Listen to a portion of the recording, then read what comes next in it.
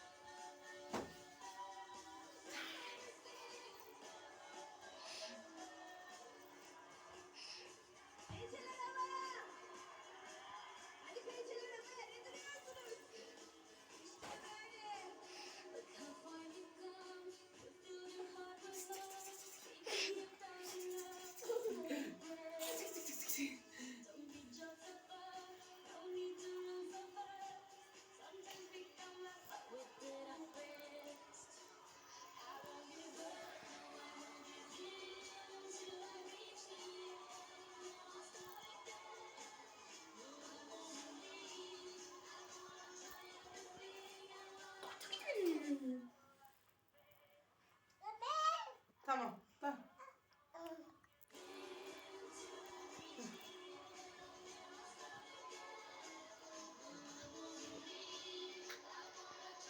Delal yapma onu öyle.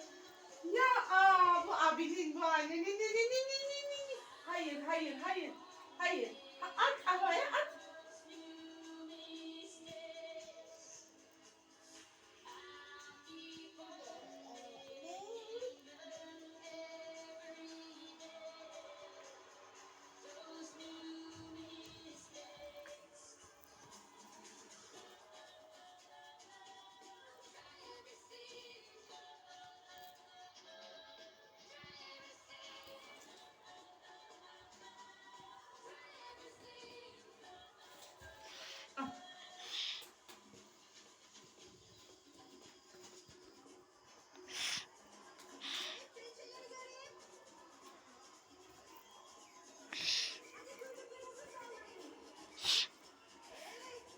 Bakma madenlere çok varmış. Elmas.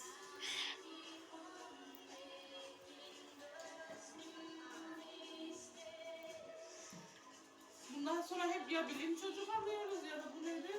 Evet, hep bilim çocuk alacağız. Çünkü hepsinin çok güzel şeyleri var. Bilim çocuğunun ürünleri çok güzel. Kesinlikle tavsiye ediyorum herkese.